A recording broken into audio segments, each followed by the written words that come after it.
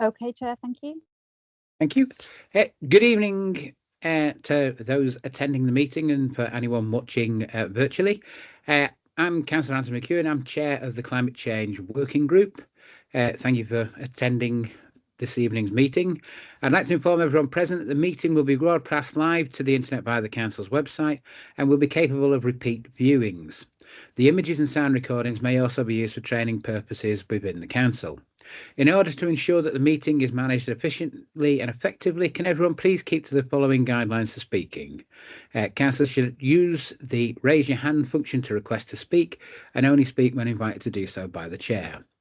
Please switch off your camera and microphone whilst not speaking, and remember to set your mobile phone to silent for the duration of the meeting. Any views expressed by any speaker in the meeting are the speaker's own, and they do not necessarily affect the view of the council. Please can councillors be aware that the webcast will continue to be streamed live 20 seconds after the close of the meeting.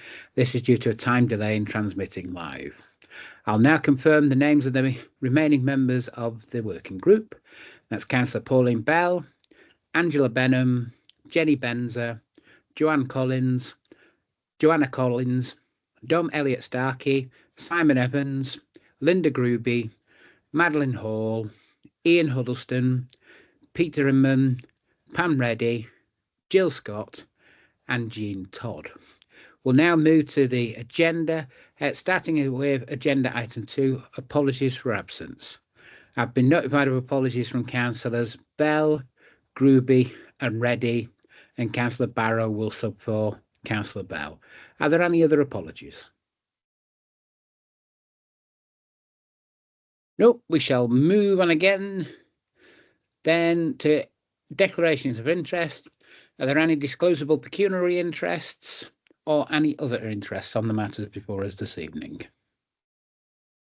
Move on then to the minutes. The previous meeting, just in terms of accuracy, is there anything on page 3 and page 4?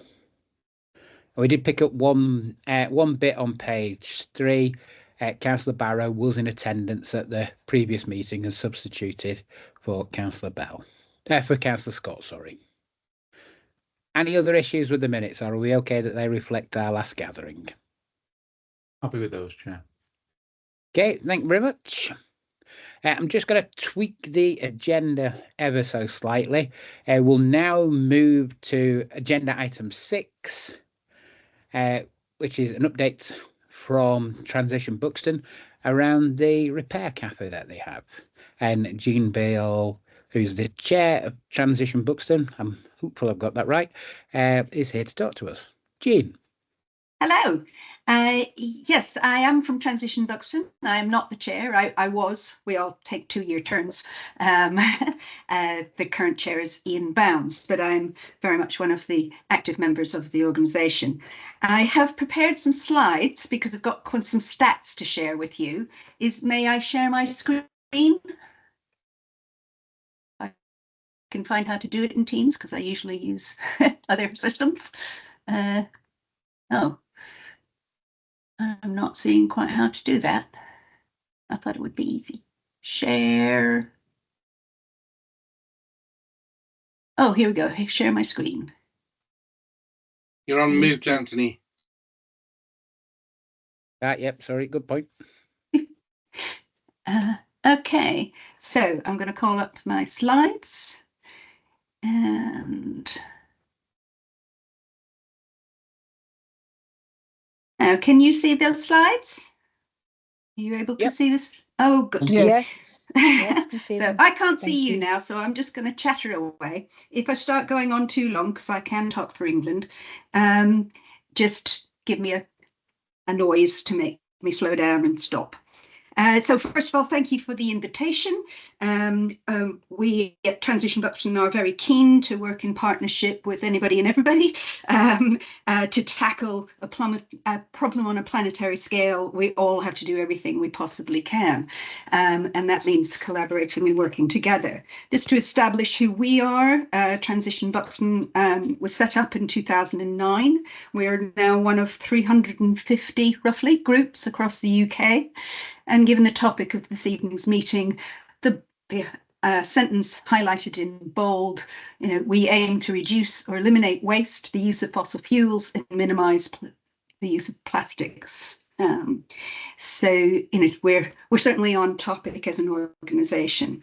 The transition way is to connect head and hands through heart. We all understand the science. We all feel passionate about a lot of things, but it's through doing and our hands that we get results. And I'm going to just cover briefly some of the items listed on your screen at the moment. So the first and main one that I was asked to talk about is our monthly repair cafe. It's been running since September 2009. We have 10 sessions a year because we don't do one at Christmas, and we don't do one in July because of the festivals. We had 2 stops and starts because of pandemic. So far we've had 35 sessions. We repair anything that we can that comes into us, electrical, electronic, mechanical, textile, ceramic, all sorts. We get toys, we get treasures, we get amazing items. Lots of things with plugs on the end. The majority of the items we get are small electrical appliances. So far, in those 35 sessions, we've processed 1,085 items, of which 650 have been repaired. We see an average of 31 items per session, and we have a 60% success rate. One of the reasons for that fairly low success rate is that a significant proportion of electrical appliances are designed not to be repaired. It's either not possible to get at the innards or not possible to get replacement parts, etc. The designed-in obsolescence is a profit-making methodology that has been used for the last 50 years, but it's time, in our opinion, to change that. Those 650 items repaired have, we reckon, saved 21.4 tonnes of CO2. That's the equivalent of 88,810 miles driven in a petrol car. The little chart on the right is what we did in the year of 2023. And you can see that quite a lot of things either have to come back with a spare part or we simply can't repair them. And it's usually because they've been designed not to be repaired. We have been signatories to the Repair and Reuse Declaration in 2023, which we did ask Robert Largan, and we were all asked to get our MPs to sign it, and he did not. We also circulated an international petition for the right to repair in 2021. Our experience in the Repair Cafe tells us that there is a need for regulatory reform to eliminate designed-in obsolescence. There is considerably more overt progress in the EU than the UK around that, but our manufacturers will have to conform to those EU rules anyway. But it would be really nice to see them being coming in here in the UK as well. We believe in putting people before planet. So some of our other activities, we run the Hard to Recycle scheme, which is through TerraCycle. We've been running that for quite a while. This chart shows you the weight of the stuff that we've processed in the last year or to date. Now, 550 kilograms of crisp packets is a lot of crisp packets.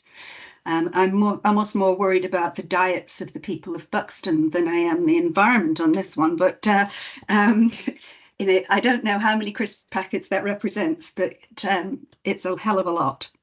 The plastic cages in the supermarkets are being well used and sometimes cause some confusion. We get some of their stuff in ours and vice versa, but we have a good relationship going and they get swapped back and forth.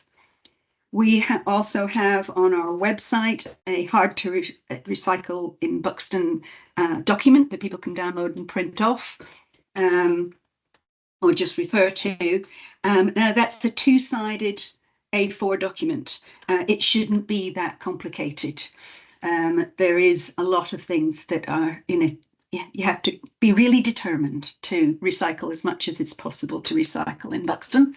And the Library of Things was launched in January of this year. We now have 87 items and 123 members of the library. It's so that people can borrow useful stuff that you don't need to own. Some of our most popular items are the carpet shampooer, the jet washers. We're getting a lot of activity around the gardening tools at the moment. The strimmer is out. That sort of thing. A long list of stuff, including an urn and mugs and things if you're having a party. And people have really embraced it, and we're pleased. We have more capacity to loan out more stuff, so do please help spread the word. We are grateful to the County Council for hosting us at the library on at Heath Park. And we're run by volunteers, and that helps us have our pay as you feel pricing policy. We suggest prices, but if somebody finds that difficult, we will accept what they feel they can afford. We're not doing it to make money. As long as we cover our minimal costs, we're perfectly happy. It's there to empower and enable people to not have to buy stuff, store stuff, maintain stuff. It's the kind of thing you used to borrow from your neighbour, but nowadays we have a bit more of a formal system for it. Almost last but not least, as you are probably aware, some of you councillors attended our certificate moment earlier, towards the end of last year, I think it was. When we received our certificate from the Surfers Against Sewage as a plastic-free community. What we've achieved is, I think it's the bronze level, and we're now aiming for silver. It might be silver and we're going for gilt. I'm not on that committee. And that entailed us getting 18 businesses, 24 community organisations, 6 schools, the college and the council. All signed up to eliminating single-use plastic from their operations, and to tell people why and what they're doing and why, because it's not just about eliminating the plastic, it's about making people more aware of the use of plastic and indeed the misuse of plastic. It's a wonderful material and we shouldn't be throwing it away. We also have the Buxton Cup, which is to reduce the litter and wastage at events like Carnival. We run workshops, and the Repair Cafe is very keen on sharing skills. If you bring something into the Repair Cafe, it's worth knowing.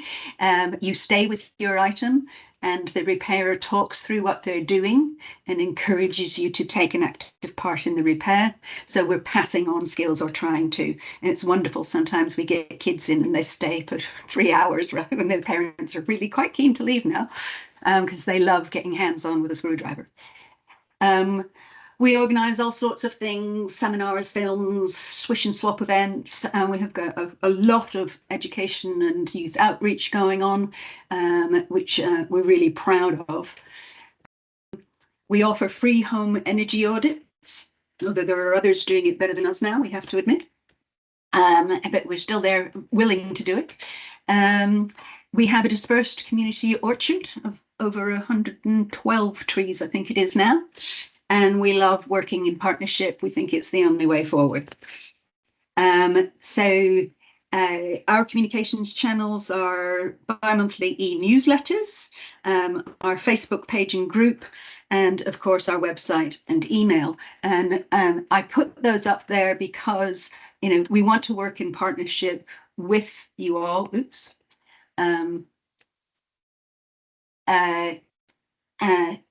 and because we can achieve so much more together. So if you have information that you want us to share in the community, we're happy to do that, and vice versa. We hope that you'll help to promote the Library of Things, Repair Cafe, etc. Okay, I'm going to try to come out of this screen sharing now. See how we go.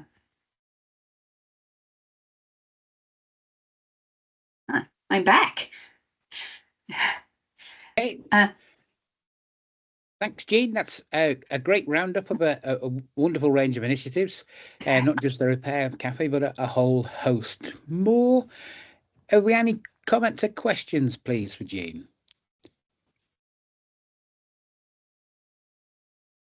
I've got Jean and then Gillian. Yes, sorry. Yes, thanks, Jean, for that. I perhaps should have declared that at the beginning that I've been a member of Transition Buxton since 2010 as well. I just wanted to correct you on one thing, Jean. I think the Repair Cafe started in 2019. Oh, you're right. Yes. But I even read my own typo. Oh, God. Yeah. It's 6 o'clock in the evening. I'm fading fast. And Thank you for correcting me. Just checking the minutes of the plastic committee thing, Yeah. which I am a member of, but Mhm. they've got a meeting this evening, so I don't think I'll get to it. It's the champions are being urged to become silver champions, it said. That's my understanding. As I say, I don't work in that group because I do so many other things. Transition, that's one bit I don't get all that directly involved in.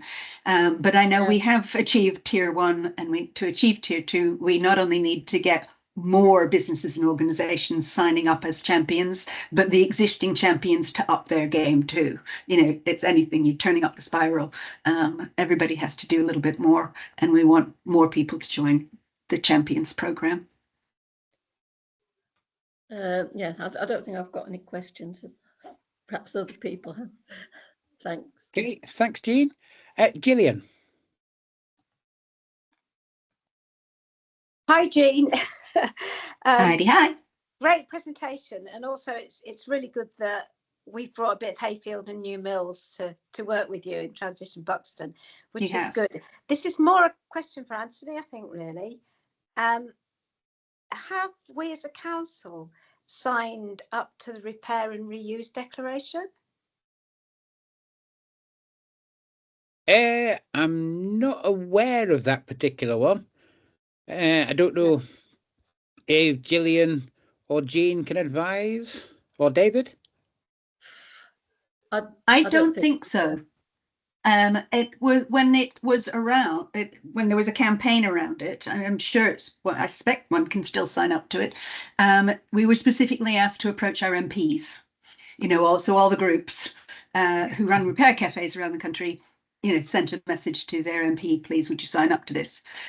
We got a negative reply from Mr. Logan. We weren't asked to approach our local authorities, so frankly we haven't, but I could certainly send it through and you could take a look at it. You can at least read it. It's only like a A4 page. It's not long. It's a declaration, not a treatise. Yeah. Okay. Great, thank you. If I take Gillian next, and then we'll go to Joanna. I don't think so, to answer that question. However, we did look at having a single-use plastic policy for the council operations, but we don't really use any, so there wasn't a lot of scope. However, I have had on my to-do list for a very long time, and everybody's fed up of me talking about it, but I'm determined to get it done. We're going to get a license for refill, and so that promotion of that with your going for silver should be beautifully aligned and help each other. A license for refill. I haven't heard of that before. Yeah, so it's a license for the platform, the website. Okay. So from that, we'll get lots of marketing tools and things that we can use, like with our environmental health officers can have a toolkit to advise businesses, etc., etc. So we'll try and tie that all together, Jean. Yeah. Okay.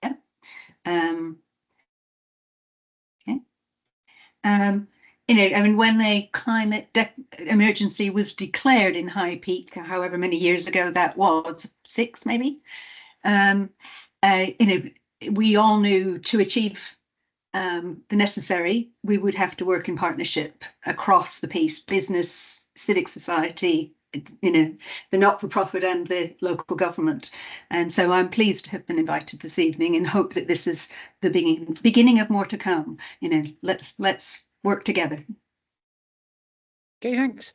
Got Joanna, then Madeline.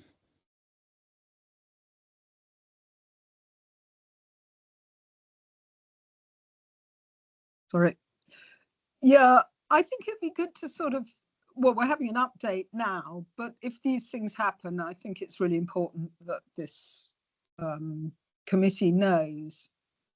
I mean, some of it would have happened probably before the committee was formed. Yes. No, we've been going 15 years, so. Yeah, but it would be good to know what the council's doing.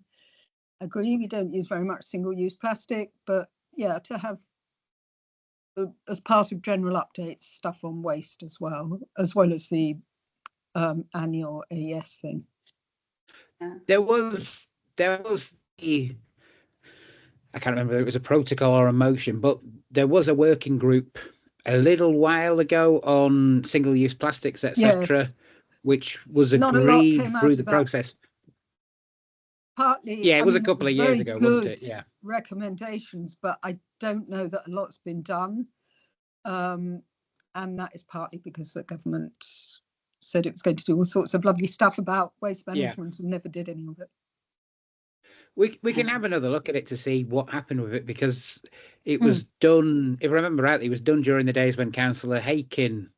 Yes, it was 2019. Or it was started when Councillor Hakin was the exec member, at least. So we're going back at least 4-5 years, if not more. Yeah, the world's moved on a little since then. Yeah. Okay, thanks, Joanna. Madeline. Thanks very much. My question, Jean, is about the Library of Things. So probably the most recent of the initiatives. Looking at the website, it seems that the inventory might not be available for public view. It might just be that I've not looked closely enough. What you've got on there is terms of borrowing and an invite to ask questions, but you can't see what those 87 items actually are. I just wonder if it's worth looking at doing that, because I would think that you'd attract more members. You can see them. Okay. It is all on there, and I'm, you know. Do you think you could possibly send a link, because I have been through the website and I just can't find it. Well, it is on there, and lots of other people are managing to find it, and I'm honestly surprised that you are having that difficulty, Madeline. You're a savvy lady. I probably scrolled past it, but just as it's a different website, Madeline. It's not the Transition Buxton website. It has its own website. It's an interactive one. Okay, that's where the error is. So I'll happily send that through. There's a couple of little things here I'll send through. If I've tripped up, it's not that I'm necessarily terribly tech savvy, but other people might as well. I just think if it's just a trifle easier to get in. So yes, it is quite easy, and frankly, I think you've just been looking at the wrong website. Okay. So it is a Library of Things website. We've bought into the software that is used by lots of repair cafes around the country, and you know, there's a picture of every item, detailed description of every item, and links to videos of how to use them and all sorts. So it is quite an elaborate website and transactional platform. Okay, thanks very much. No worries. Just for information for folks, David has shared the link to it in the chat. Brilliant. Oh, thank you. So it looks like Jean Todd's still got her hand up, or is that? Go on, Jean. Yeah, I was just going to mention that it was me that brought the plastic policy motion, and there's a lot of it that we have done, and part of it is linked to Transition Buxton's Surfers Against Sewage, because it's and it's incorporated. It says incorporate the reduction of single-use plastic into the council's waste strategy, improve our recycling performance, etc. Water installation of water fountains across the High Peak. Well, I suppose that hasn't really happened. I believe there was one put in Glossop once. There's one been put in the community school here in Buxton, and that was a student initiative as a result of one of the student conferences. They worked out they were getting through some phenomenal number of plastic bottles per year in the school. And so the students actually fundraised, got the money to have a fountain put in Buxton Community School, and get rid of at least some of the vending machines and plastic bottles. And it was sort of work with encouraging public local businesses and partners. I mean, the Transition Buxton Surfers Against Sewage certificate that was actually, it needed a council representative, which is why I'm a part of that committee, in order to get the certification. So that's yes, sort of part of this the policy against single-use plastic as well. Thank you for that, Jean, and thank you for your support in getting us this far. Okay, thanks, Jean. Joanna. I think it would be quite good to sort of reconvene the committee or the working group for a short time to maybe push some of these things forward, because there are some huge barriers. I hope Parish Council wanted to put in a drinking fountain, but they have to pay Severn Trent for the connection, which isn't cheap.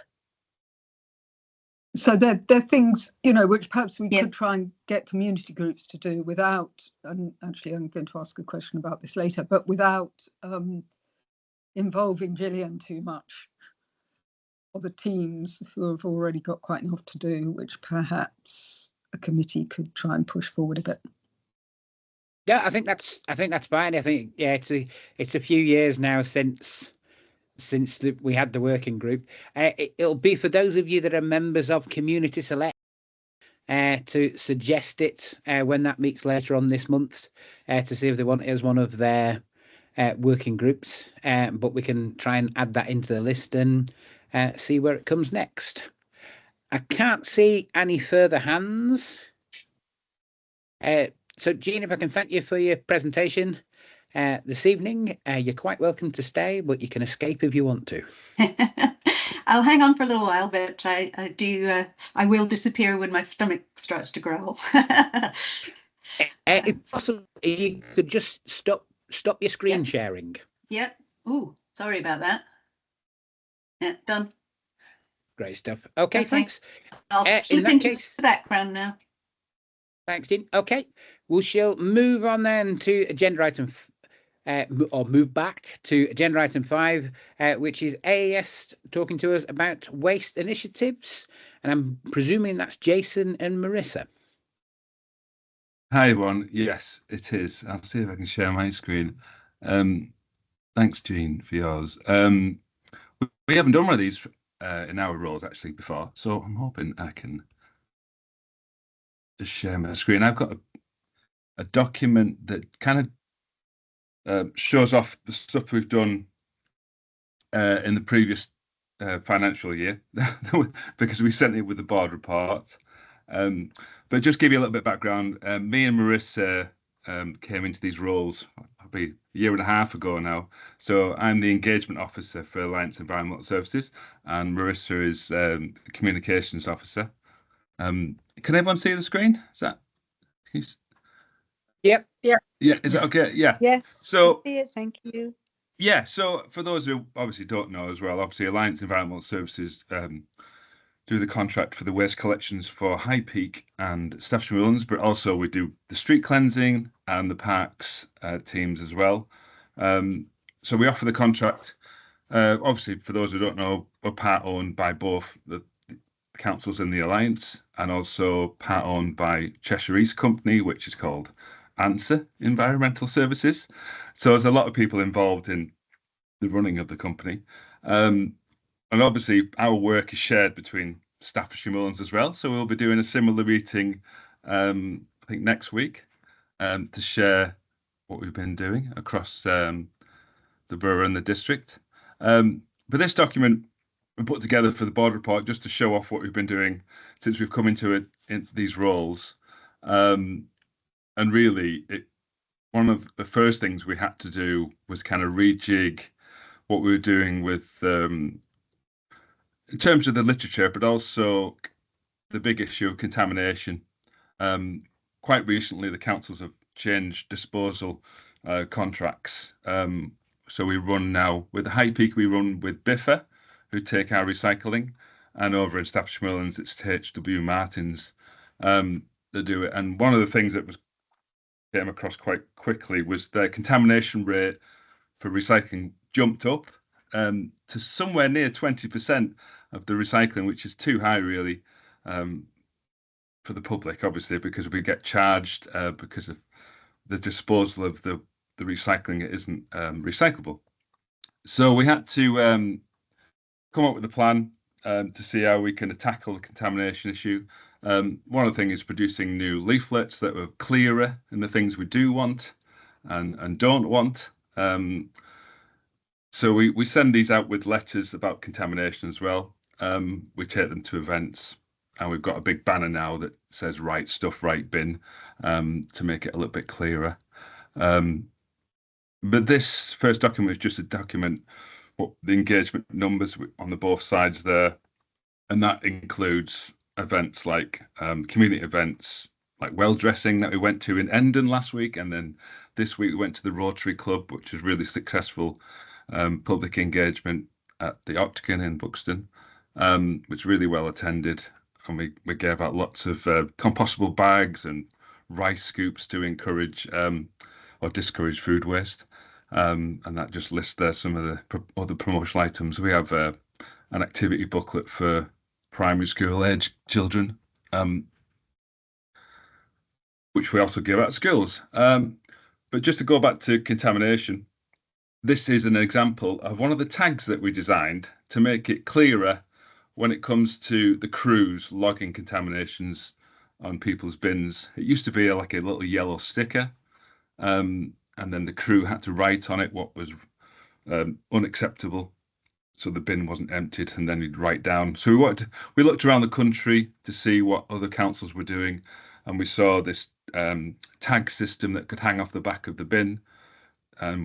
Some of them use a plastic tag, which isn't recyclable. So I think we're probably one of the first councils to produce a tag that is recyclable, actually. So this is a cardboard tag that lasts well in the rain, because all it needs to do is to tell the resident that we were unable to empty the bin on this occasion, and it might have been one of these things. So there's pictures of the items there that might be unacceptable that were in their bin just on a quick inspection by the crew, and that gets logged onto the in-cab unit inside the vehicle.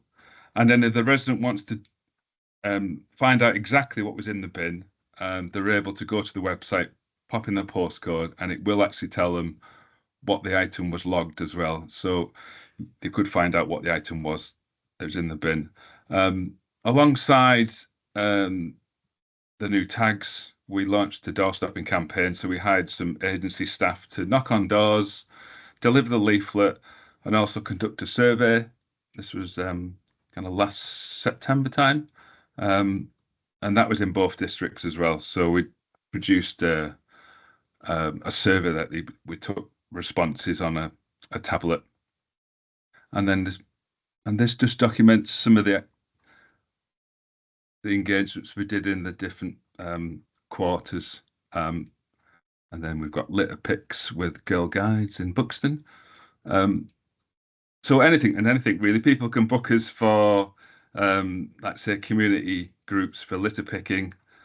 We do creative talks or creative activities and PowerPoint talks as well. But we've built up a nice kind of like regular kind of return visits now. But we can't always visit every school because there's about 109 schools in total in both council areas. So we have made return visits for those who wanted us back, but we're trying to obviously spread ourselves evenly across the districts. This was the Apple Day last year in Hayfield with the High Peak Mare. And that was Transition Buxton at the Octagon. That has been a regular event that we've been going to, which is coincided with the youth, well, the COP. I think we started it, sure it was COP 26, 27, not sure what we're up to now, but and we're back there this year again.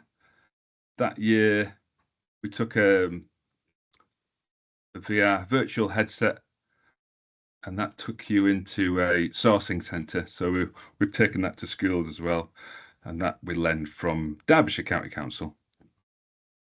This was a busy time. That was one of the activities we do. That's a community cleanup across over in Leek. We generally set up a stand with all our promotional items when we go to those. This little one here is from a Buxton school with an assembly talk. So obviously you get to more kids if you can do the assemblies, but we do individual sessions in classes as well. And that's one of our creative activities, making clocks. So just to finish off, with the 2 new contracts that we have been given a social fund from Biffa and HW Martin, the 2 contracts, and Biffa being a bigger company have given us a bit more money to buy some recycling displays, and that's a picture of the ones we've just ordered. So there's a beanbag game for sorting the right bin. We've got a display bin showing the contents of a recycling bin, and then this item here is like a little mini sorting centre where you can turn the handle and all the waste goes past, and then children will be able to sort out the recycling, give them an example. When we do go into schools, we have lots of videos we show of the actual real sourcing centres as well. So it just get the message across that there's actually real people sorting our waste out for us. So another reason for not obviously putting the wrong thing in the bins. Our parent company over in Cheshire East run 2 projects we're hoping to launch over here, which is a junior recycling officer for primary schools, where they'll be our kind of little representatives in the school, offering advice to the rest of the school, so we can keep in touch with them. And we hope to pilot that in a couple of schools in the High Peak and Staffordshire Moorlands this year. And then also, which is hoping to launch, which with help with partnered organisations like Transition Buxton, with some waste reduction volunteers as well. This would mean we'll be able to take volunteers to community events with us as well, and talks, and maybe again be able to spread our workload around to the councils as well. And also continuing stepping up efforts to reduce contamination. One of the things we're hopefully doing is putting some Facebook ads, some more targeted ads getting out there in terms of talking about unacceptable items that we don't want in the bins. Sometimes talking to the public, it's just sometimes people just hope that it'll be recycled when they think about putting, I know, either a crisp packet or a toothpaste tube, which isn't recyclable, but I think these things get dropped in, but ultimately we will be charged because they'll be having to go to general waste when it gets sorted. So it's just getting that message across to put the right thing in the right bin.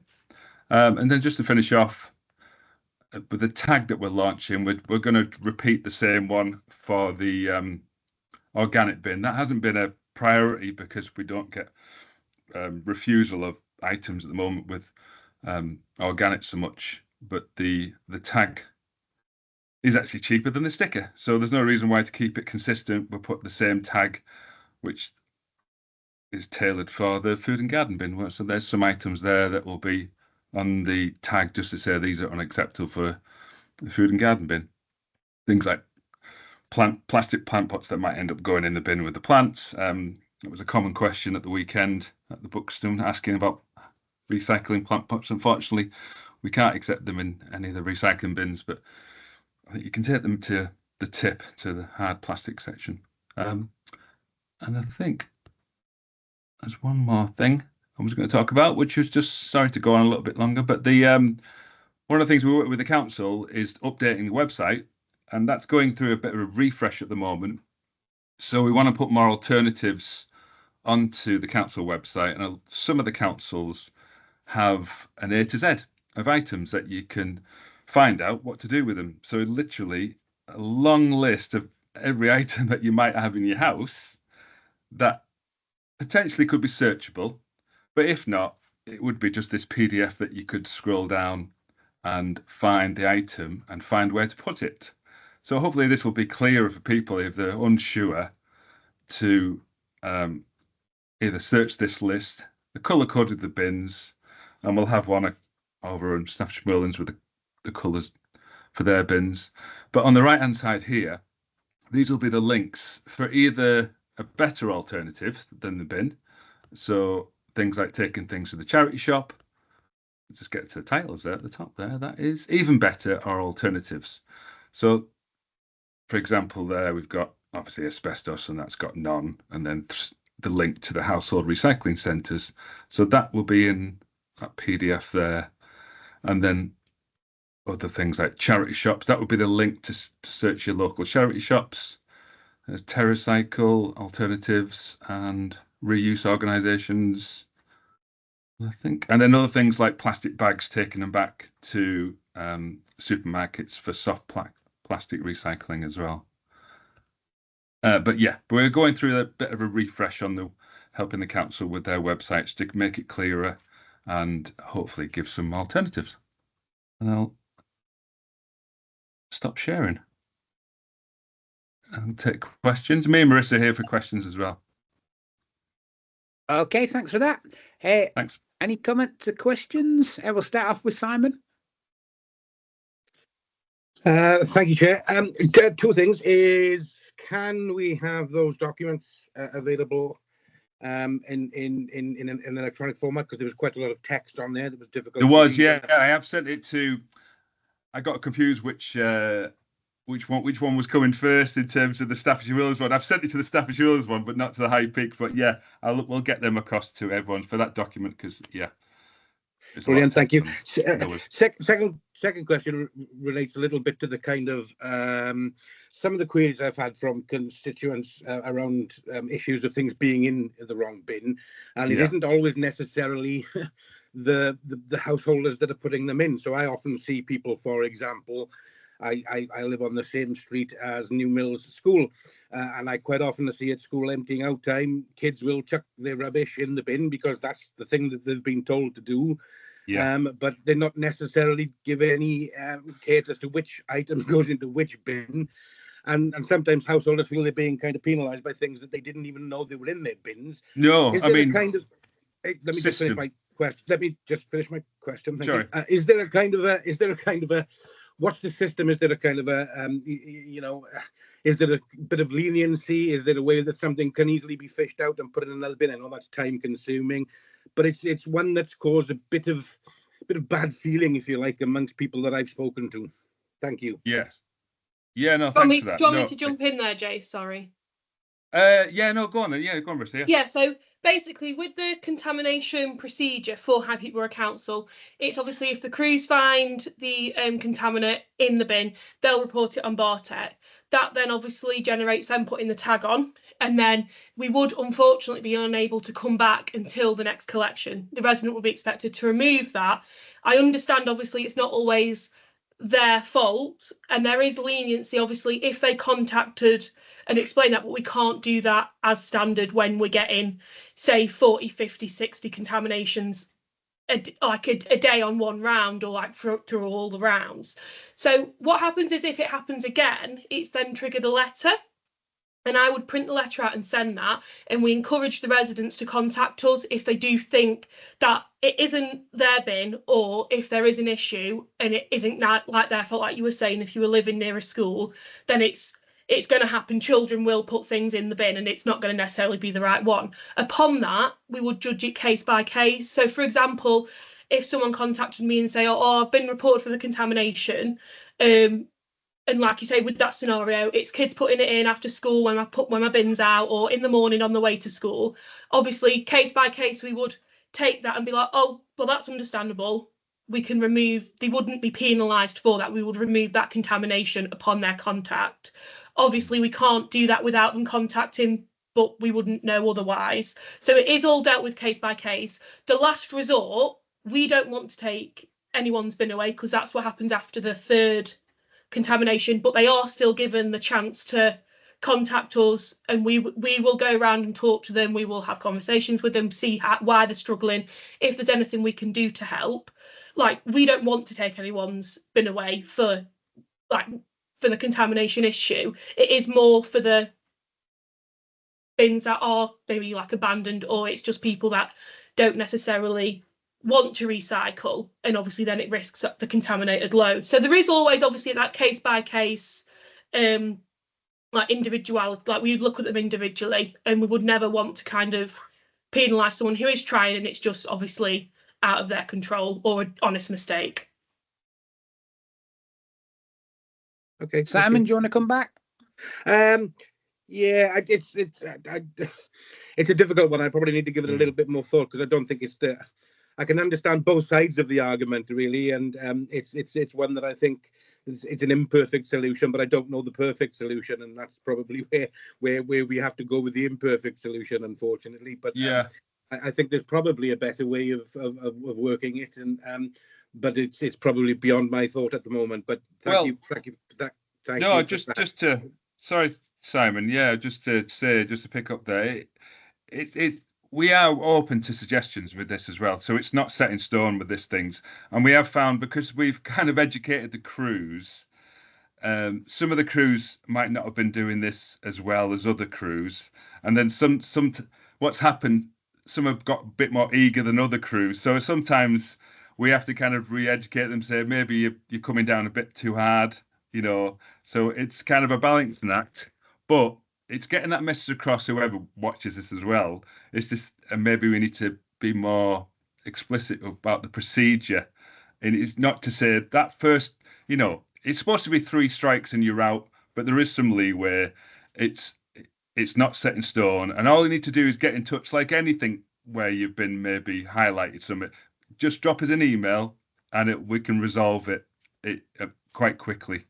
So it's just getting across to residents to say, don't worry too much about it. If it wasn't your fault, just explain the situation, and we're happy to, compromise and talk to you and cancel if it's been incorrect, because the crew get it wrong as well. The crew can log the wrong bin, and we have to cancel those off. So it's it's because people do worry when their bin doesn't get emptied.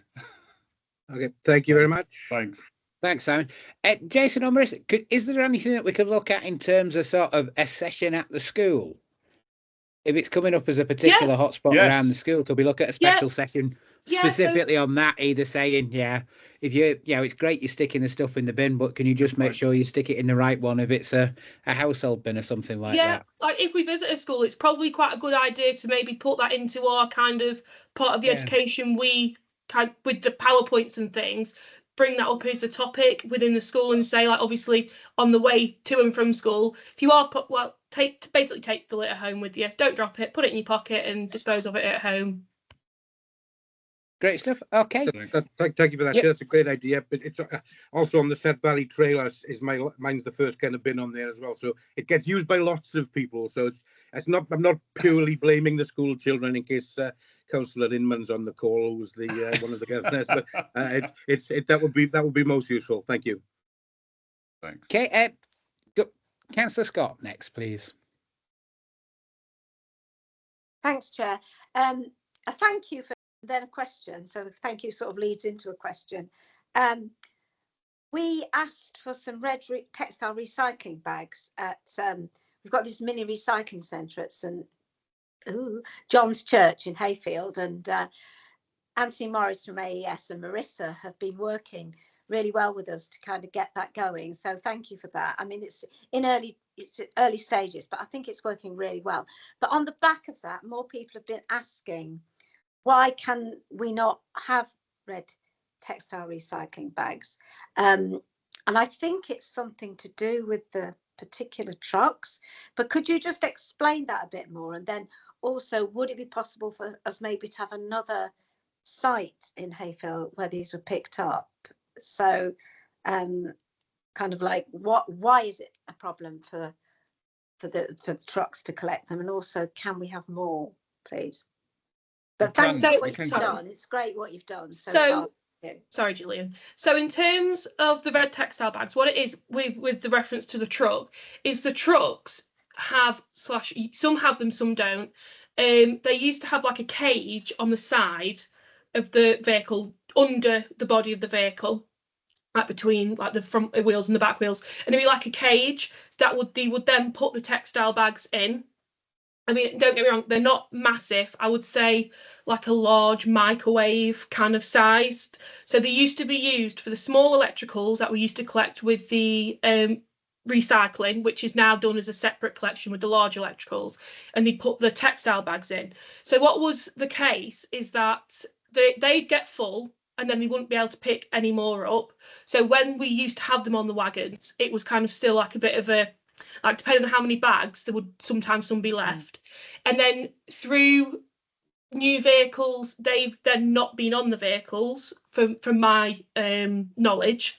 And so what we do now is the crews will report a textile bag, and then a supervisor gets a job and they will then go and pick it up, but it might not necessarily be on the day, like brown bin day. So it would then be like, say, a couple of days later, depending on the supervisor's jobs and like availability at that time. So I do agree it's quite a kind of long-winded process. You can still order textile bags from the council website, so they are still available for people to order, but it is maybe something we can look at in the kind of process of getting them collected if there was like a more streamlined way, because like you say, it could be, I could see it being frustrating obviously for resident, putting it out with the brown bin and then it not going.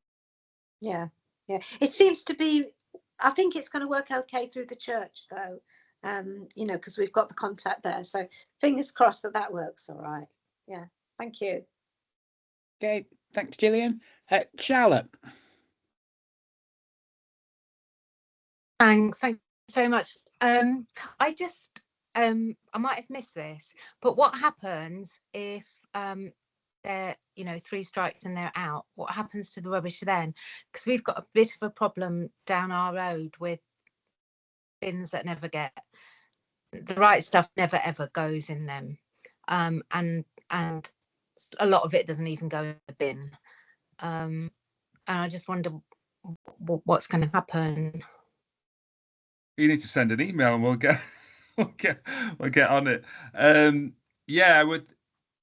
If the crew do need to log it, and they don't always log the bins, obviously, because if they've missed the bin and said it's identified it, because that's the other aspect of it. If it's not been identified to a property, they need to log it against a property. But to be fair, a lot of this looks like fly pigs, sort of, that they just leave around. But I think my main concern is that if they don't get their bin collection, if they miss it, what's going to happen? It's just going to pile up even more. Well, so in terms of it's not being emptied, what we can offer a clearance on a general waste round. That's another option if they get in touch.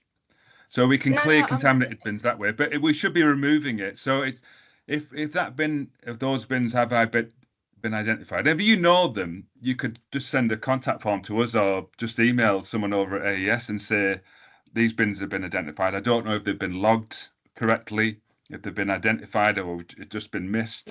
And we can either remove them, see if we can find the paper trail in terms of them being logged, and just investigate every one of these that gets investigated. Whether it's bins on streets, we need to send someone out there to check on them and then remove them. If they're still out there after a week, we remove bins all the time. So we have a delivery crew that's delivering bins, but also bringing these kind of bins in. But some of them are going to get missed. So if you've highlighted one like that, I would drop us a line if it's not been. Oh, sorry, I'm probably not explicit, but what will happen when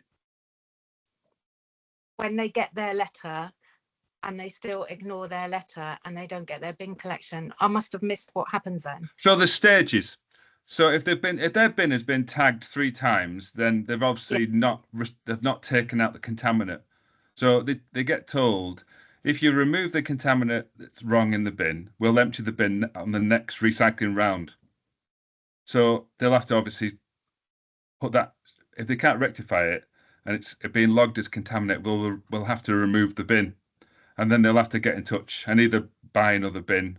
It's supposed to be 6 months as well. You're supposed to lose your bin for 6 months is the kind of strict rules. But we should be bringing those bins after it's been logged for 3 times. And then they will just lose that recycling bin. To their waste. That's what I'm trying to. Well, we don't. Find out. There's only. Yeah, so they've. I'm not saying they lose the right, so they won't have a recycling bin. So they'll only have the general waste bin as their only source of. Anthony, could I just jump in there?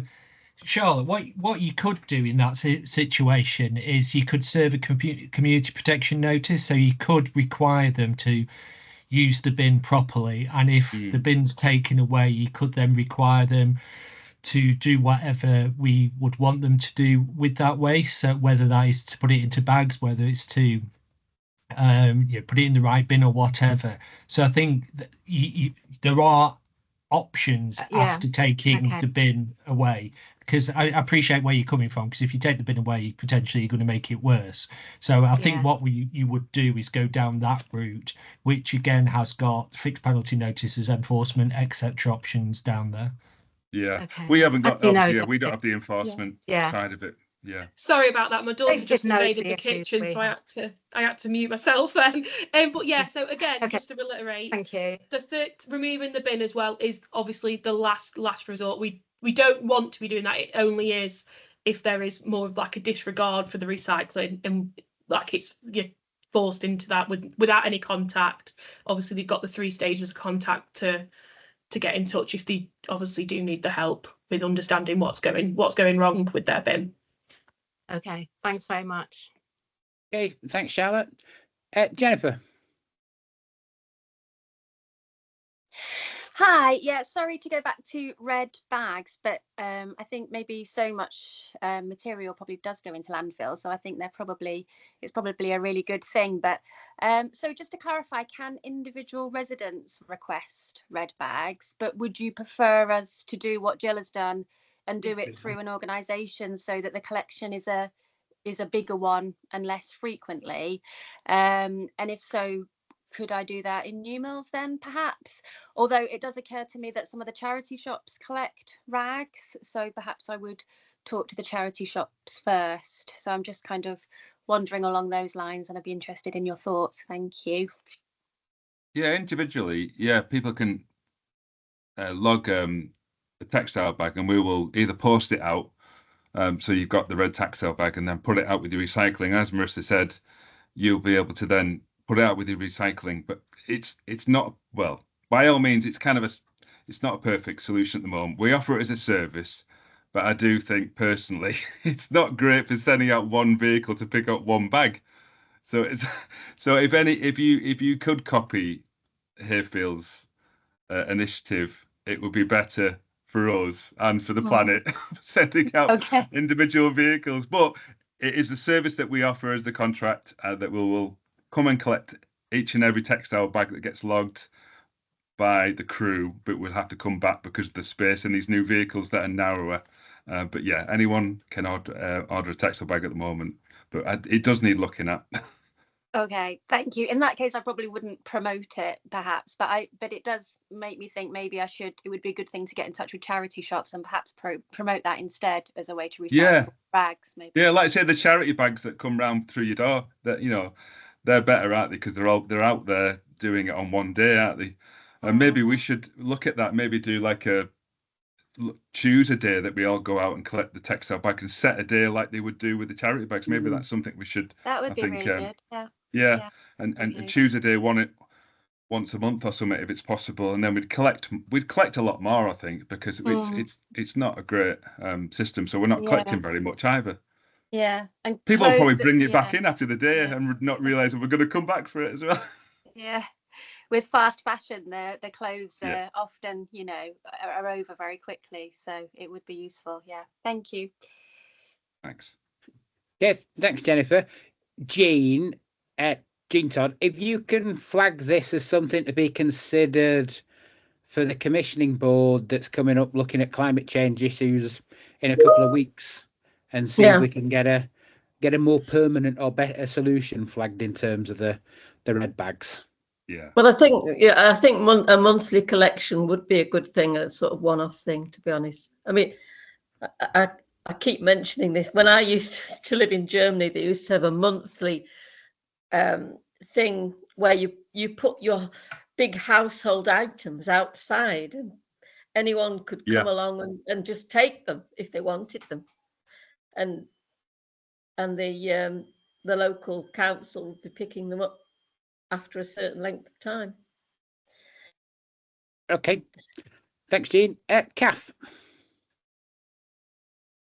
Yeah, I think this red bag thing has been dragging on for years, hasn't it?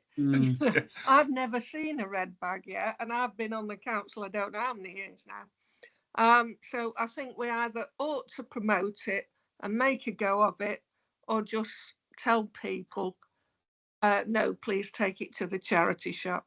Yeah. Or if they're not good enough for a charity shop, an animal sanctuary, something like that. That's all I wanted to say. Yeah, thanks, Kath. There is a commissioning board scheduled for in a couple of weeks, which is looking at a range of climate change issues. So I think we probably should be able to add this one to the agenda and sort of see if we can come up with a better solution for it, because it has sort of rumbled on a bit, and there's been a variety of different approaches given sort of some of the vehicles that we're using. So we'll see what we can do to pick it up. Okay, I can't see any further hands up, so I can thank Marissa and Jason, and you're free to escape. Thank you. We'll hang around, but I'll turn my camera off now, my mic. No problem. Thank you. Thank you. Okay, thanks we very shall much. We shall move on then to agenda item 7, which is UK Shared Prosperity Fund Energy Engagement. Gillian. You've missed off Katie Nature Declaration, but I'm happy to go before her. I just don't want her feeling that you've ignored her. She's further down the agenda. Oh, or at least I'm the looking at version an I've old got. agenda then. I do apologise. I must be looking at an old one. Yeah, so so this is just very briefly, we've put in an IED for this to be approved, so it's not actually finalised yet, but I just wanted to let you know what we're planning to do with Shared Prosperity. So this is the strand for energy saving, linking to cost of living. And so what we're going to do with the funding is that the capital is going to be going to social housing to try and get 100% of our social housing with local low energy lighting. So there will be either self-installed, or for people that are a bit more immobile or whatever, they will have Norse will be installing them on our behalf.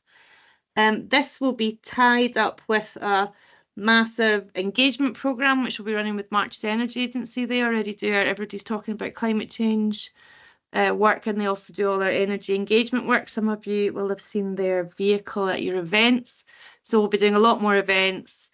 We'll also be able to ask them to come to your surgeries or any events, other events that you have, if you just let them know, and they'll be able to give energy advice and then link people to whatever funding is suitable, or if it's not, it might not be, because if it's a social house, they can still do an energy visit and do small measures like draft proofing and things, the sort of DIY kind of stuff. So that there's going to be a big programme around that.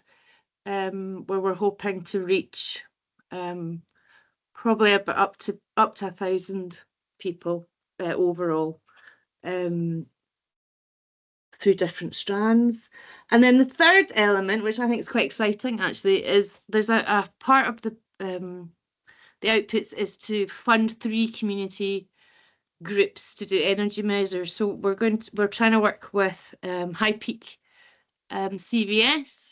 Similar to the Climate Change Fund that we have already, except this will be a one-off opportunity for 3 community groups to get £5,000 to either do energy measures to a community building, so a scout hut or something like that. Or it could be to set up an energy saving advice scheme like Hayfield have had and Buxton have had. Jean Paul mentioned one earlier that Buxton had done. Buxton Rotary give out packs. You know, so there's sort of those two kind of options within that. So once we're past elections and things, we're hoping to get that advertised and out, and then we'll set up a panel probably from amongst this group to look at those applications. And that's about it on that. Okay, thanks, Gillian. Any comments or questions, please? I can't see any hands up. Just for information, the IED, the individual exec decision that Gillian mentioned, that should be out in the next couple of days. Okay, in that case, we shall move on again to agenda item 8, which is the Nature Declaration and next steps. Thank you, sorry. Thank you. I'll just share my screen, so I'll put the declaration up on the screen. Okay, so I'm the Council's Biodiversity Officer, responsible for delivering on the Plan for Nature, amongst other things. So over the last few months, we've been developing a nature recovery declaration with the Wildlife Trust. And this was approved subject to amendments back in April and was also run past the previous climate change working group meeting for comments. The declaration's now being updated and finalised to incorporate these amendments and also comments that were received after it was presented. And the final version was published on the 31st of May with an accompanying press release. The main purpose of the declaration, kind of similar to the climate change declaration back in 2019, is to acknowledge the fact that we are facing a nature crisis and to also identify the steps that the council can take in response to this. So why is it needed? There's been a serious decline in nature and biodiversity since the 1970s, and the UK now ranks as one of the most nature depleted countries on earth, which I think you'll agree is quite a shocking fact. So there's a thing called the Biodiversity Intactness Index from the Natural History Museum, and that actually ranks the UK in the bottom 10% globally for biodiversity. And the recent State of Nature report, so this is kind of a reputed partnership which reports on nature and biodiversity data. That report found that the abundance of wildlife and species in the UK was decreasing. So across the UK, about on average, there's been a decline in species since 1970 of about 19%, which is a really big decrease in a relatively short space of time. And nearly 1 in 6 species in Great Britain are now threatened with extinction. So there really is a requirement to acknowledge, you know, the fact that we are in a bit of a nature crisis, and it's pretty critical for everyone to sort of take action on this now. So to address this nature crisis, the council is acknowledging these principles from something called the Lawton Report, which is essentially bigger, better, more and joined up in relation to kind of habitats and natural spaces. Now, many areas of the council's work do have an impact on nature, and so we do have a duty to conserve and protect it. The Nature Declaration, which we'll be able to share with the minutes after the meeting so everyone can have a look through it in further detail, makes a commitment to work with partners and our different partnerships to support the recovery of nature across the High Peak, so across the borough. It's closely linked with the climate emergency. Nature is sort of key in tackling climate change, and equally, you know, climate change is increasingly impacting wildlife and habitats and species. The main sort of purpose of the declaration really is to act as a formal acknowledgement by the council of the current nature crisis and provide a strong commitment to nature's recovery. And this will help really make nature and biodiversity sort of key considerations in future decision making. So next steps really, now that this declaration has been sort of published, is the council's plan for nature, which has been developed over the last few years with Derbyshire Wildlife Trust, is sort of in the stages where we're looking to finalise it now, really. And then once that's been finalised, we can focus on actually developing the various sort of project strands and delivering on our aims and ambitions in relation to Plan for Nature. So yeah, as a reminder, the Plan for Nature, developed with Derbyshire Wildlife Trust, reviews the baseline sort of state of nature across the High Peak, and it provides recommendations as to sort of how and where the council's efforts should be prioritised. We're looking to run a public consultation on the sort of draft document, Plan for Nature document. This will probably commence following the general election, and would like to run the consultation for about 4 weeks. And then the next steps after that really will be to sort of finalise and publish the final version of the Plan for Nature, sort of taking into consideration comments from the public and local groups, and then hopefully have a potential launch event and community engagement day later on in the summer. So that's it from me for now, and I'll stop sharing my screen and happy to take any questions if anyone's got any. Okay, folks, any comments or questions? Kath. Yeah. Yes, thank you. Right, so weeds on the footpaths. So I've got a lot of people saying, you know, leave the weeds, we need the bees and all that, and I get that. There is a serious shortage of bees. I've noticed that in my own garden.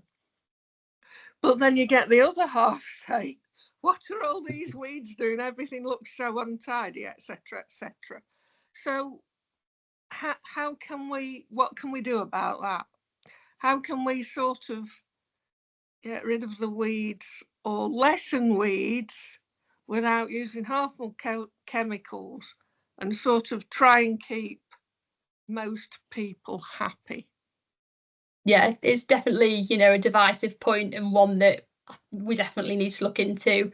I know that discussions, obviously, you know, with AES in terms of pesticide usage, and also contracts with, for example, the county council in relation to sort of spraying, you know, glyphosate and stuff on pavements, are kind of ongoing. It's kind of an ongoing sort of review, really, because there's certain cases or trials elsewhere sort of across the UK that have actually shown that in, you know, certain scenarios, whether it be, you know, roads and pavements or in relation to invasive species, that actually currently glyphosate is, in those circumstances, the sort of best option, you know, in terms of cost and effectiveness and whatnot at this stage, really. But obviously there are alternatives out there, so I think it's something that just needs to continue, you know, being at the forefront of those discussions, really, and not, I guess, not sort of forgotten about, you know, whilst these alternatives are actually developing. It's difficult to sort of keep everyone happy, though. Like you just said, it's quite a divisive point. Yeah. Can we have some sort of time frame on this? Because obviously the Green faction are getting more vocal, and obviously the other side will too. So I think we need some sort of time frame to get something sorted about this. I mean, even if you trim the weeds or use one of those what do you call it, those burning gun things to keep them down. I can't remember what they're called just offhand, but you know what I mean, don't you?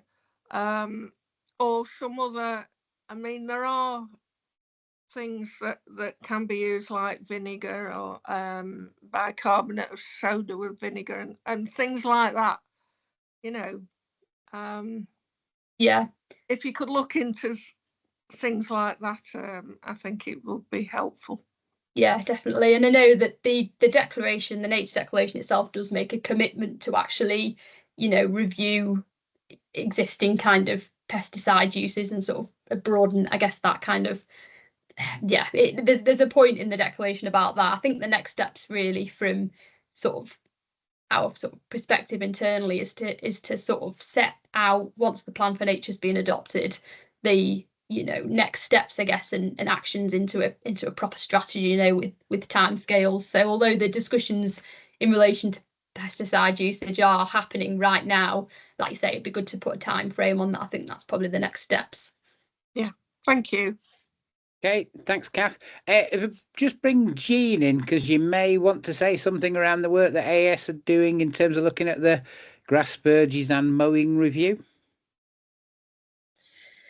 Yeah, they are looking at the best ways to control verges, but obviously with pavements and roads, we still have a contract with DCC to clear the weeds, because they just disrupt the tarmac, etc. And with DCC at the moment, they are wanting us to use glyphosate. We get so much, a particular amount of money to deal with it in that way. But it is being looked at, and certainly we are looking at a more long-term way of dealing with verges and different open space areas. I haven't got a particular time frame at the moment. There's supposed to be, we have a new employee who has been tasked with looking at that area. Okay, thanks, Jean. We seriously do need to get the right balance with this, and have a time frame, because things do go on, not intentionally, it's just the way it is. Things do go on and on. So a serious time frame would be good. Yeah, and as Katie said, there are other measures that have been tested in lots of different authorities, like steam methods and things like that. Yeah. And of course that they use a lot of energy as well, That's it. It's a balancing act, isn't it? Yeah. Okay, thank you. Thanks. Okay, thanks, Jean. Thanks, Kath. Joanna, we'll bring you in next. Yes, thank you, Jean, because I think that does clarify that the council doesn't have that much power in this, really, and also that Derbyshire is finally doing something about verges. And I think that suggests that with and I know other district councils have pushed on the verges as well. But I think that there's always two sides. But if we've made a nature declaration, if we care about nature and realise its importance, then we have to show some leadership and not simply think, well, do we want weeds? Do we not want weeds? I wouldn't use the word weeds myself. They're just plants growing in somewhere where they're not wanted, perhaps. But we have to come down on one side or the other in accordance with what we've agreed as a council. So I think that, is something that this group probably needs to do. In other words, are we going to say, okay, glyphosate is the most efficient, we haven't got very much money, let's just go with that? Or are we going to say, no, we're going to put some sort of effort into working with other people, Derbyshire Dales and so on, in trying to get rid of glyphosate?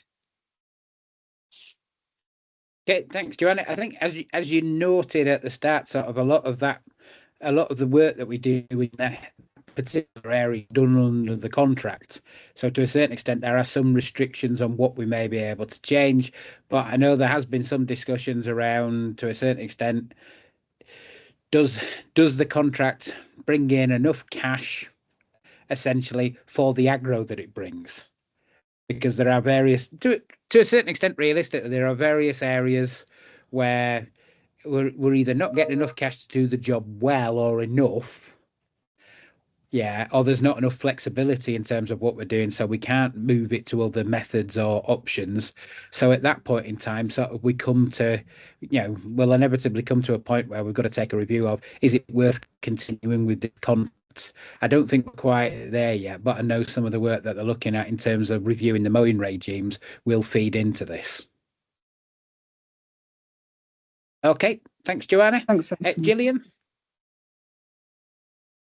Or Councillor Scott, because we've got a couple of Gillians on the call. Yeah, that's right. Confusing. Thanks, Chair.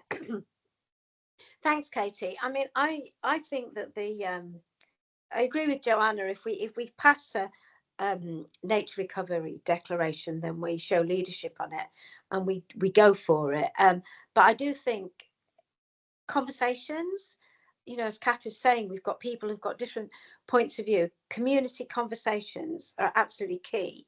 And the community engagement day or days that we're going to have, the consultations are really, really important. And I think it's important that when we have the consultations, very often it will be the kind of transition groups, biodiversity groups that are possibly the most vocal, but we've got to make sure that we bring all groups in. So we look at the different, the different points of view, so we can kind of understand how people are feeling. And I do think there's a kind of a mixed way of approaching things. Like, as Katie knows, we've got this grass verge that the Borough Council have given over to community management in Hayfield. Though it's just one grass verge, and there was quite an extensive consultation process with the community that went on there, and they were all in favour after discussion and knowing what it's going to be. So it's like trying out little bits, seeing how it goes, and talking to people all the time about the benefits, because a lot of people won't realise that we live in such a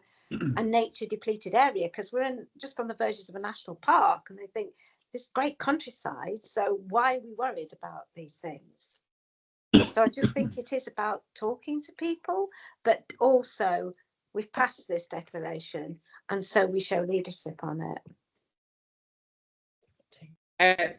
Thanks, Gillian. I think it's a bit of a mixed bag at the moment. There are some elements where we have various contractual requirements, and I suspect council colleagues in finance and other bits will say we've got to stick to some of those requirements. But as I flagged earlier, there are some bits of those that are under review. So we'll see what we get to when we get to that bit. If I take Jean as the last one on this bit, and then we'll move on. I just wanted to mention that the grass verges is a different situation to the edges of roads. Where, I mean, everybody's complaining about potholes as well. So you don't want disruption of tarmac. So I think if we can use a mechanical route to getting rid of these weeds, that would be better. But that's often quite difficult because you have parked cars that get in the way and things like this. There are all sorts of problems with these things, but I think on the edges of roads that we still need to actually get rid of the weeds on those very edges, but verges, it's a different situation. Okay, thanks, Jean. I don't see any further hands, so thanks, Katie, for the update. We'll move on to our next item, which is looking at the annual climate change event, which, as members will recall, we added in when we approved the new borough plan at the council meeting in October, a commitment to hold at least one event each year, reviewing sort of essentially what we've been doing in terms of the climate change action plan. And Gillian's going to talk to us. Hi, so Katie and I put this together, so Katie might chip in at some point, if that's okay. We were just sort of thinking about how to format the day. So I'm just going to run through some ideas we've had, just so that this group can maybe chip in some ideas so we can kind of work them up and maybe find partners to deliver that as well. Oops, sorry, why is it not moving? So as you just said, Anthony, it's obviously to share what we're up to and what we're planning to do, but we also want groups to understand how they can get involved with it or be empowered to set up their own groups, and then we can obviously help them. So the sort of ethos of the day is to empower groups to link up, learn from each other, gain tools to engage and to function better, and think of new ways that we can engage collectively and be more in capacity build within the area. So if you can have a think as we're going through about the themes, who would invite, who could showcase what they're doing already, organisations to invite that maybe aren't on that green agenda particularly. And we've got the CVS getting involved this time as well, so that should hopefully open out beyond the groups that maybe see themselves as green but are actually doing green things, like your men in sheds would hate to be called environmentalists probably. And then also people who might want to be involved with organising it. When we did the Biodiversity Day, the Biodiversity Network were heavily involved, the Wildlife Trust as well. So it made it a much better rounded day for people. So Katie mentioned this earlier. We're hoping to coincide this day with the Plan for Nature launch. So after the consultation, so this will end up, we reckon probably, I think September, Katie, I think that's what we said. I think about it, yeah. It kind of depends on the general election, and then kicking off the consultation as soon as we can after that, really, and then obviously time for finalising it. So we originally were expecting sort of summer, but it probably is going to be late summer, early autumn, I would expect now. Okay, that's cool. So probably September time then, and obviously we'll invite the Wildlife Trust and other sort of larger partners to join. Maybe even get some press coverage, might be quite nice, get some BBC Derby or something over if they come this far. And these are just ideas, these aren't set in stone at all. The idea is to empower community groups, but if individuals want to come along, that's fine. I just feel that if we can talk to groups to empower them to capacity build and take the message out, it saves Katie and I talking to lots and lots of individuals. So it is about that sort of community coming together. So under the energy theme, we've got March to the Energy Agency, who do you expect? And then all these projects kind of fall underneath that with the partner organisation. I'm not sure if everybody knows about the Heat Hub. This is a project that we're involved with through March's Energy Agency and Nottingham Energy Partnership. And it's a demonstrator project to work with what are called able or willing to pay householders that want to retrofit but don't know where to start. They've either got the capital or they can get finance to do it, because nobody's really looking at this. And what that project is doing is looking at different archetypes, particularly hard to treat. So very much our areas, conservation areas, things like that. And I'm sure you'll know about all of the other bits. This again is just a bit of a dump of ideas of what we could feature with nature. Katie's been working on nature walks along with Move More and Pick Fit with the EEF. I think they're about to rebrand. We're looking at the calendar that we started making at last year's biodiversity event and trying to do some activities around that. There's a few bits of Swift pilots bubbling away that we're getting involved with that might be something that we can share. There's the Climate and Nature Fund, which you know about. We've got the funding for that again this year. We are putting it up to £600 per application. It was 500 before. There should be 4 applications per year per group, but they have to be for different projects or phases of projects. And the High Peak CVS run that on our behalf. I talked about this earlier. This is the Shared Prosperity Fund. So that's another strand for groups who might want to upgrade their buildings or obviously run that community engagement project. Refill, I know I've mentioned this several times and I mentioned it earlier. I do want to get this launched. I just have to find an afternoon to pull it all together. So this will look at getting as a license for the Refill platform and using all its tools to be able to showcase businesses that will happily, without question, refill your bottle of water, for example. And so it also engages residents to know that that exists. but also, and then also helps businesses with getting rid of single-use plastic. So our environmental health officers will be able to use that as part of their advisory visits. I'm getting in touch with United Utilities because they've obviously got a refill officer as well, because they want you to be doing that. So yeah, it's quite a kind of cross-cutting project, but I think it'll be quite nice once it's launched. And then eventually, as a sort of phase 2, I'm going to see if we can get it into our licensing for events to say that they have to have that, or we'd really like it if they did, you know. And then we've talked a lot this evening on lots of different things to do with recycling, so I'm not going to read all this out. But yeah, just sort of ideas.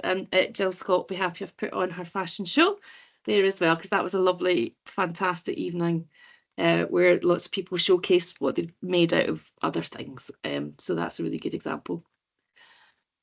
And we're going to have the High Peak Community Voluntary Service. So they do lots of support work for community groups on the kind of boring stuff that you don't really think about when you set up initiatives, like how to do social media, how to run a bank account, how to set up a constitution, how to run a meeting, for example. So they're there to help. They also have a massive network of groups, which we can use this to tap into and hopefully make some nice new links for different groups. This one, we're not sure. David might not approve of this one. I think we should be doing more on wildfire prevention. So not just thinking about the enforcement, but actually going into schools and communities to explain why it's a really stupid idea to do that. So again, we don't have to have this. It's just an idea. I think for us on a climate change point of view, this is actually probably our biggest impact. If we have fires, it's the worst thing that can happen for us as an area. So anyway, it's all up for discussion. These are a few organisations that we thought might be involved. Again, it's just some ideas. This will get sent out afterwards. So yeah, just have a think about if there's any groups, initiatives, themes, organisations that you think you would like to see do something to help other groups or share. I'm done. Okay, thanks, Gillian. Comments, questions, Joanna? Yeah, I think it all looks really good. I think you should invite the NFU. They might come. They're very anxious to sort of get their reputation a bit less. Oh, that's just farmers. And the WI. I think there's a sort of High Peak WI grouping. Well, there's several. Oh yeah, yeah. Oh, maybe, no, yeah. but I mean, you know, rather than have to ask each individual group, I think there's an overarching one. It might even be Derbyshire, but okay, yeah. So 2 different ones, because yeah, I mean, I think we've talked about this quite a lot. You know, sort of getting out to people who aren't usually involved in these things. Yeah. I think the problem is, what do you do to get action? But also there are an awful lot of ideas there, and there may be more, or people might want to throw them all out and just have it on, I don't know, energy. But assuming that, but if there were lots of ideas, I think we'd have to think quite carefully about how to organise it. So it wouldn't be like the last one we had, which was very much on community groups coming together for nature, where there was a sort of central presentation and then there were activities, but it was all in one hall, everyone more or less doing the same thing. You know, so it might be that, I can't remember what it's called, but the ones that gives ideas about setting up groups could sort of have a stall, for example, that anyone could go to throughout the day if they wanted advice. Yeah. So, I mean, that's just an example off the top of my head, but I think, yeah, it may have to be very different. I'm sure you've thought of all this, Gillian. But well, all I'm hearing is you're volunteering to help me, Joanna. That's what I'm hearing. Yes, not yet. I've minuted that. Okay, fine. No, I'm joking. Thank you. Okay, thanks, Joanna. Just be cautious though on the WIs, because I know we do have the Rebel WI operating up in Glossop. So you've got to be very careful with them because, you know, they're quite a feisty Sounds group, good. some of them. Okay, David? Thanks, Anthony. I just felt compelled to respond to Gillian's point about wildfires, that it's probably a timely reminder, because we were approached by Derbyshire Dales, who brought in a PSPO to tackle wildfires slightly after us and just focused on one particular area. Their members are now looking at extending, or interested in extending, the area beyond its current limit. So they asked for a meeting a week or two ago just to look at how we'd done it and what areas we'd included. And so it was a useful discussion. It involved us and others. And I then spoke to Councillor Clough afterwards, because where we left it was it probably would make sense that if they're bringing a broader order in, that we perhaps do something together to get that publicity. So that is on the cards. The contact at Derbyshire Dales is on leave at the moment, but as soon as she comes back, we'll look for that joint meeting. And the idea was to invite Councillor Clough as our representative to that. Just in terms of the publicity, one of the things that we've found is that it's quite difficult for us as a borough council, or Derbyshire Dales as a district council, to get that publicity out, because by the time people have travelled into the area with their disposable barbecue, it's probably too late that they're going to cook the sausages and burgers no matter what. And so whether or not, and they're probably not going to look on our Twitter feed or our website, etc., beforehand. So it's how we get that message out. We had hoped that when the Countryside Code was relaunched, was it last year, the year before, that would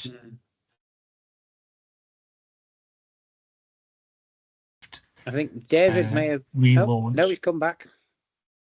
Sorry, you just froze for a second there, David. I froze. Yeah, the Countryside Code relaunch didn't really give that opportunity. It was very, very low key. So by joining together, if we can involve the Peak Park as well, then it may give us more bang for our buck in terms of getting those messages out. So that is on the cards, and can we report back to this group what comes out of that. Okay, thanks, David. Is there any indications that our friends over the hill in the moorlands may have an interest? Just thinking two could have some impact, 3 could have an even bigger impact. Yeah, I mean, from the council side, yes, I think the difficulty that we had, and it's something that Councillor Clough has raised, was the enforcement of it. That if you remember the history last time, we were approached, as was Staffordshire Moorlands District Council, by Peak Park, and on the Derbyshire side by Fire Rescue and Police at a similar sort of time, to introduce the order. The difficulty was that people then walked back a little bit on terms of the enforcement, and then looked to us to enforce, but we don't have the people out there in those areas. It's obviously, you know, a very large area to cover, so it's that enforceability is the difficult bit, particularly if the Peak Park Rangers don't want to take on an enforcement function. Feedback from the NFU is that they found it useful in that it gave farmers something that they could point to. It wasn't just them being awkward, that there was something in place. So there was positive publicity, but that was the issue. And I think particularly Staffordshire Police were more concerned about it being there than that it would generate jobs for them that they wouldn't necessarily be able to respond to. So that's part of the idea of us coming together.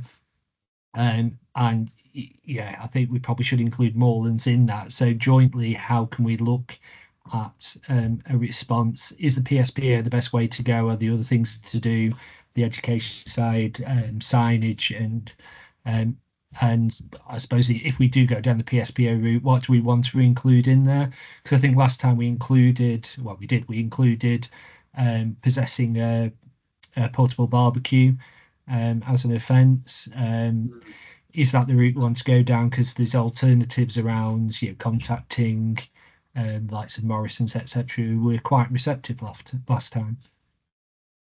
Okay. So I think if we can have, we'll put together a bit of a plan and bring that back to you if that's okay. Okay, thanks, David. Are there any other comments in terms of putting together the annual event? I suspect, even though there's not more comments this evening, if anyone does think of anything following the meeting, if you get in touch with Gillian, and we can add them into the mix. Thank you. Okay, in that case, then we'll move on then. Oh, sorry, Kath. Yeah, if we could have some printed posters to put around the areas, because not everybody sees Facebook, to me. Absolutely, yeah. No problem. Thank you. Thanks, Kath. Okay, we'll move on then to our final agenda item, which is the date of the next meeting, which is set for the 16th of July. And it's your opportunity now for if you want us to cover a particular theme at that meeting.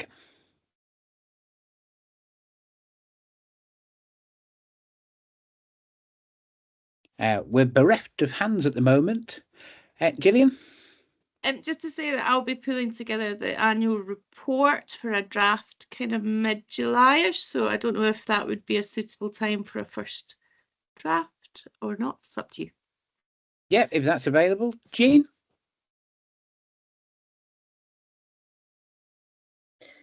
Sorry, we had a couple of things penciled in, like the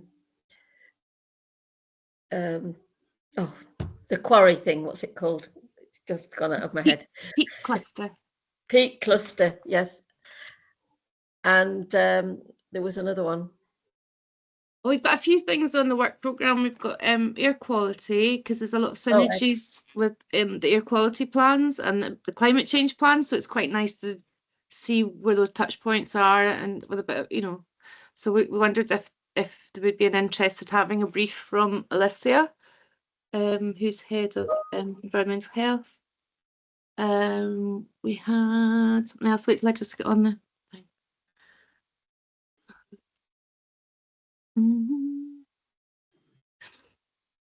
Gillian, in response to your email you sent just before the meeting, the local area plan, energy plan, is that something we'd want to bring? Yeah, I can mention that. Yeah, of course. Yeah, so I mentioned this some time ago about D2N2 were wanting all of the boroughs, districts, cities, etc. to have what's called a local area energy plan, where it maps out all the energy that's used now, and then it helps you build scenarios of how to decarbonize area by area.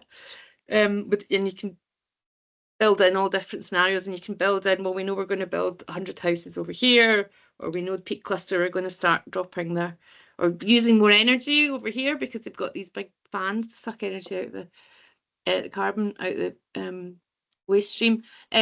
So they had asked, and somebody might remember this, I think it's 70 grand from each authority, to which we went, well, we'll see what it looks like first, because we'll see if it's any good. However, the mayoral combined authority have now agreed that they're going to pay for it. Woohoo!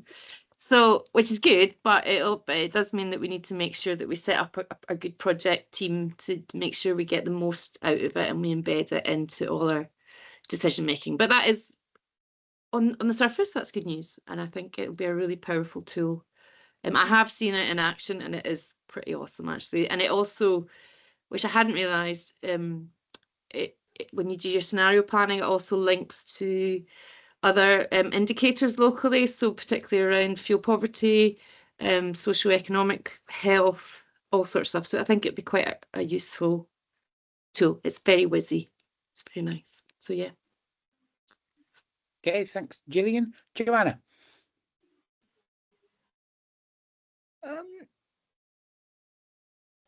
I'm just a bit concerned about how this is very, very complicated, of course, the whole thing about taking action on climate change and nature. But it's a sort of direction of travel. So we've talked a lot about doing stuff with community groups. And in fact, I've argued, we have to do stuff with community groups because we haven't got the resources to do stuff ourselves. But then there's also the internal working and keeping everybody internally on board. And although that has got much, much better, I have to say, since we declared the climate emergency.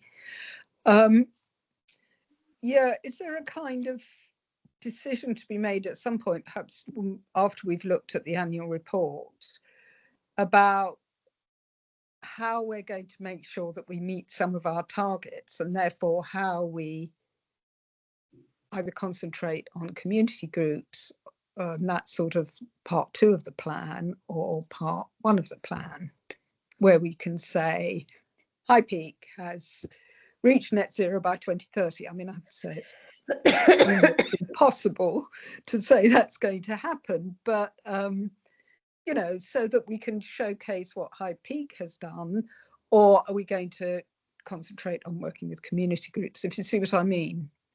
Because sometimes it's a bit difficult to follow what's actually happening. There's, as Gillian mentioned, there's a grander plan in terms of the work programme for the group, but obviously if we've got topics that members are particularly interested in, it can make it a better meeting. So we're just asking for if there's particular bits you want to focus on, but we can add that onto the list. Yes. So it's a sort of where the focus is in terms of part 1 and part 2 of the plan. Is the question. I think once we've got the annual report, I think that'll be an ideal time to do that. Yeah. Okay. Any other comments or suggestions? I just wanted to mention that we need the carbon literacy percentage to be increased. I think Gillian was going to mention that. Oh yeah. So we have been so close to getting silver on 2 occasions, but with the parameters previously, you needed to have an executive member, so we had enough staff, but then Neil Rogers left, so then Andrew Stokes had to get trained, and just as he was getting trained, they changed the whole formula from just being staff numbers to being staff and councillor numbers, and it went from 15% to 30%. So now going from there to we're now 50, I think 40, for High Peak it's 40 something people that we would need to put through the training. So it's just rubbish, and there's nothing we could have done about it because they changed it just as Andrew Stokes was getting his accreditation. So it's quite frustrating. So I think we need to decide if we want to pursue it, if it's important to us. That's a lot of people. We can train them. We have the facilitator to train them, but it's a lot of staff time of a whole day. And how do we identify the staff and the councillors, etc.? Because it's an 8-hour training programme. Well, I did wonder if our members. People? Sorry, Anthony. How many people are we talking about? So we've got about 50 at the moment, and we need about another 41, which can come from staff or councillors, basically. Right. Yeah. For High Peak, but if we do it as an alliance, it gives you more councillors to pull in on, and it's like 55 or something like that. So it's kind of sort of, how do we do it? Yeah. I just wanted to ask if our members of this committee wanted to do it as well.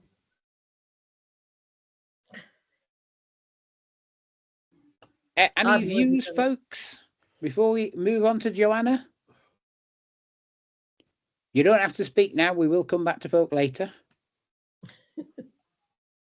Can I just say? Yeah, go on, Gillian. About the carbon literacy training. There was some fairly recently, Gillian, wasn't there? But it was in Leek. Yeah. And so I wanted to do it, but actually I couldn't get to Leek. I don't have a car. You try getting to Leek by public transport. There's no train station. There's no bus. So I would have done it. But if you want more people to do it, it's got to be somewhere where we can get to. So yeah, that's just a point. That's great. I didn't know you were interested. Otherwise, I would have organised another, because we basically with our local authority energy partnership, we get a trainer for 2 sessions a year. So I could have organised, but I didn't know. Yeah, I didn't know you were interested. So otherwise, we could have. Well, we can do it. We can still do that. Yeah. That's not a problem. That's But probably my fault. I didn't let you know, but we okay. got the email from somebody in Stafford Jamorlands, I think. So I was emailing that person. It I might can't have been. I remember. can't remember. It was. Might have been Sarah. I Yeah. think No, it was doesn't matter. It's not Yeah. a problem. We can still run it again. But yeah, if anybody does want, maybe we should put a call out actually to say, Yeah. does anybody like through all the councillors, if anybody's interested, and we'll run another one. Yeah, we'll do that. Locally, kind of Yeah. in the High Peak. Yeah. Yeah, no problem at all. Yeah, thanks, sir. Okay, Joanna. Yeah. I mean, Gillian, if you want a lift anywhere, let me know. No. And I mean, Jill Scott. Yeah, it is really good train. Oh, I don't know what's happening. I've turned my thing off because oh crikey. Can you hear me?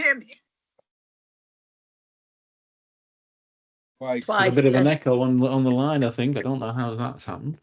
We're getting an echo, but I can't see anyone. Okay, try should I again. try again? Yep. There's no echo this time. It's really good training, but you know, Gillian was asking about getting some sort of certification, and I just wondered, apart from people being trained and understanding the issues, what's in it for the council? But that's exactly it. Is the silver, having a silver badge? It doesn't. Does anyone know what it means? It's just a badge of recognition. It's something that we can wave a flag. It's what, and then that's exactly the point. I agree. I don't think I'm not a badge collector. It's got to be useful. But like you say, it is great. The training's, I think it is really very good training. Yeah. Maybe that's a decision to have offline of whether we want to pursue that or not. Okay, David. I'm tempted to put my hand down because I think that's a good suggestion, Gillian. But I was going to say, if we've got the option of having 2 events a year, one way forward would be to run those 2 events a year if there's demand for them. Not necessarily, if it leads us to get to silver, so be it. But at least we would be meeting demand from workforce, from councillors, and taking advantage of an offer that's there. The other thing, just to say, that we can do with those credits, if you like, we can either use them for this certified carbon literacy, or we could run a couple of like half day, the fresh, that first bit you do in the carbon literacy, which is like, it teaches it, which is still, it's good in itself. It teaches you the science of climate change, but it's much more manageable. We just don't get that certificate, which would contribute to the silver. So it's whether it's the silver that's important or the learning about the climate science. So I'm agnostic, to be honest, but it's really up to the leaders, I guess, to decide what is important to them with it. Okay. So we'll take that bit of the conversation offline. That sounds like one perhaps for David to have with Tanya in terms of sort of OD stuff around sort of how much more staffing we need to have had the training. So we'll come back to folk on that one. I can't see any further hands up. So we'll take away those comments in terms of putting together the next agenda. But we've got a couple of bits in terms of sort of the energy plan, the pending consultation around the plan for nature, and the annual report. And we'll come back to books with an agenda on that in July. So in that case, that brings us then to the end of our agenda for this evening. Thank you all for your attendance and input, and enjoy the rest of your evening. Thank you. Thank you very much. Thank you. Cheers. Bye, everybody. Everybody. Thank you.